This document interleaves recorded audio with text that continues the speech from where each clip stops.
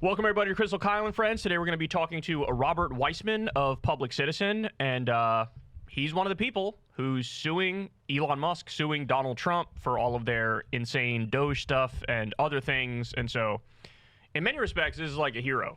Yeah. You know, somebody actually standing up to them and trying to stop them. 100%. Essential. I mean, these fights are the only place where there has been any pushback on what they're doing really whatsoever. And they're involved directly in the suit involving USAID that went all the way up to the Supreme Court. And the Supreme Court said, no, you do have to actually pay these contracts.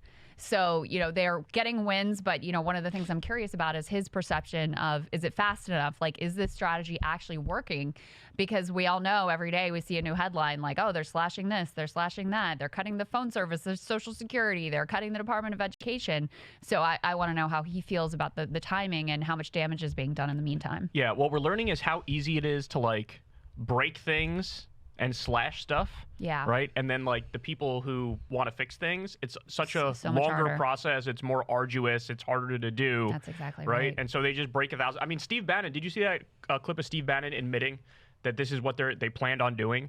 Do like 100 horrible things in one day, overwhelm the media, Flood the make zone. it so they can only focus on 2 or 3 of them, right? And then you get away with 97 things. Yeah, well, it's kind of working, isn't it? It's horrible. But anyway, Yeah. we got one of the heroes fighting back. Excited to have him on the show. Really looking forward to it. But before we get to that, oh my goodness, Jesus Christ, these things that I'm seeing, Crystal.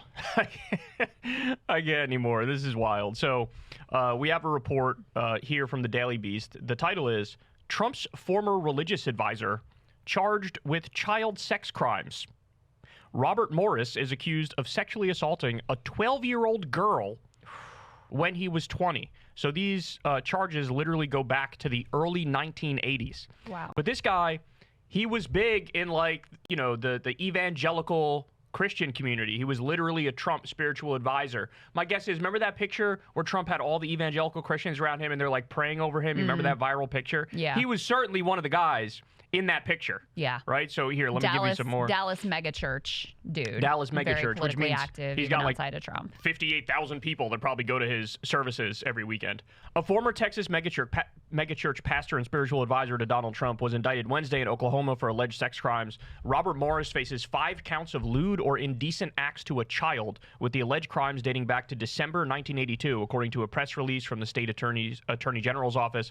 That Christmas, the indictment alleges Morris engaged in sexual misconduct with a 12-year-old girl whose family was visiting as a traveling evangelist. He was 20 at the time. Morris resigned from Gateway Church last year after a woman named Cindy Clemishire claimed he had sexually assaulted her multiple times when she was a child. After Clemishire had come forward, Morris made a confession of sorts 2 days before his resignation, telling the Christian Post that he engaged in inappropriate sexual behavior with a young lady. That is not a young lady. Oh my 12 God. is not a young lady. No. Do not say young lady. Oh my Quote, God. it was kissing and petting and not intercourse, but it was wrong, he said. Oh my God. In 2005, Morris attempted to keep Clemishire quiet about the alleged assault, according to a phone call transcript obtained last year by NBC News. NBC also reported that in 2007, a lawyer for Morris blamed Clemishire for the alleged abuse, which Clemishire says occurred more than 100 times over 4.5 years. Now, by the way, let me go out on a limb and say this. When you have a story like this, it is never, ever, ever, ever, ever just one person. It's one that happened to come forward, but I guarantee you there's like 84 of them who are sitting back, watching this going, okay, now I can come out and tell my story now because of what happened.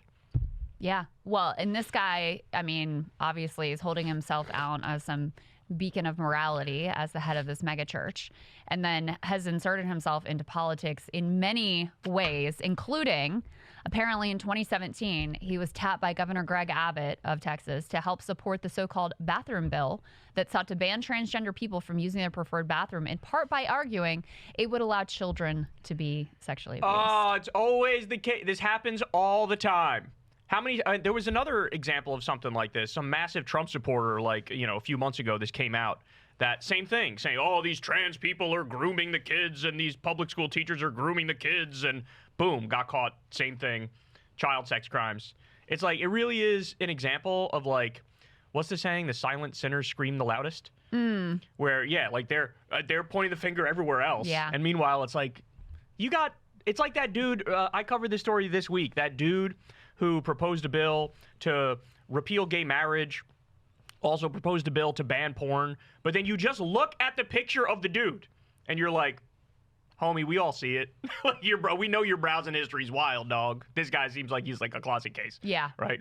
And so, it's just, I can't handle this anymore. And then the other thing is, they went on like a crusade recently, the libs of TikTok stuff, where one of their whole political arguments is like, the left-wingers are groomers and pedos and sex criminals and perverts, right? Like that. Like Libs of TikTok dedicated an entire year to making those arguments and singling out people in many instances who weren't at all sex criminals. But then we get, 412 stories of the hardcore MAGA people or evangelical Christians who are, and mum's the word. Yeah. Well, and also, I mean, you also have the whole situation where Jeffrey Epstein has become, and getting the Epstein files has become like a cause celeb on the right. And they just conveniently ignore that Epstein said that Trump was his bestie for a decade and is personally on the flight management. I mean, there's some stuff we already know, right? Yeah, on 7 times. Yeah, multiple times. And obviously there's pictures with him and whatever.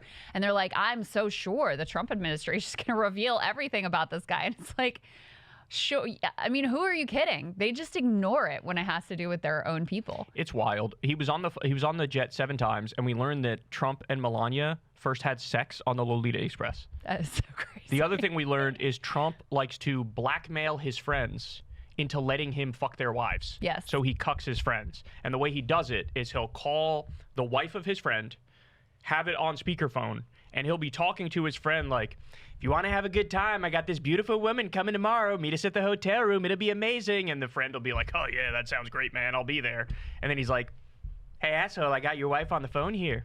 Like, now she knows the type of person you are. And he would blackmail them into letting him fuck their wives. Oh, my God. Yeah, he is a fucking pervert. Twisted. He's a disgusting, disgusting man. And remember, Jeffrey Epstein is the CEO of Elite Sex Crimes Incorporated. Like, his jet is the pedo jet, right? But like you said, it's all... For Trump, he just gets a pass. Right. And instead, they're all running around like, oh, Pam Bondi has betrayed us. It's like, never Trump's fault. He's the one who was friends with this dude for a decade. Although I will say Pam Bondi was like AG of Florida during some of the time when it would be relevant. That's so right. It's not like her hands are clean here, but I'm just saying. That's probably why she was picked. That's probably why she was picked. And also there was the story That's about... true. That could actually have something to do with Trump's fraud with his university. He was being charged, and he donated to Pam Bondi, and Pam Bondi dropped the charges. Right.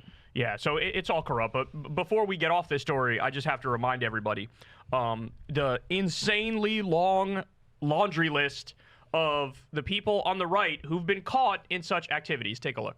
The stunning political scandal that is rocking Capitol Hill. Republican Congressman Mark Foley abruptly resigned Friday after questionable emails he sent to a teenage boy. Dennis Hastert convicted of a financial crime, part of a scheme to mask something more egregious, his molestation of children. Hush money used to pay a man who says Hastert sexually abused him when he was 14 years old. There are now 5 former Ohio State wrestlers accusing Republican Congressman Jim Jordan of knowing about a team doctor's alleged sexual misconduct. 43 men who say they were sexually assaulted, abused, molested, or harassed by Dr. Richard Strauss. George Nader. His criminal history included multiple convictions for child pornography and child molestation. This morning, a judge sentenced Ralph Shorty to 15 years in prison. Police caught Shorty in a hotel room with a then 17-year-old boy. Roy more defiant as more accusers step forward, alleging sexual misconduct. This is the shopping mall where some say it was common knowledge and not a big secret that Roy Moore would flirt with teenage girls when he was in his 30s. One accuser says that Moore initiated a sexual encounter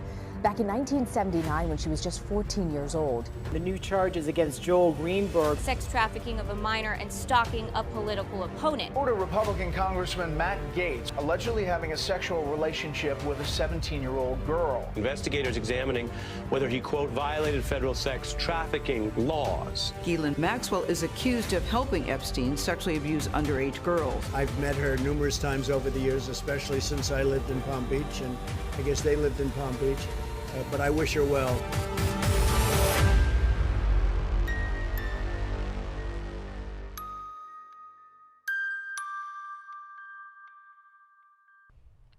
So they call that pedocon theory, Crystal.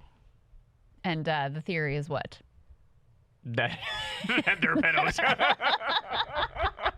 Lay it out for me.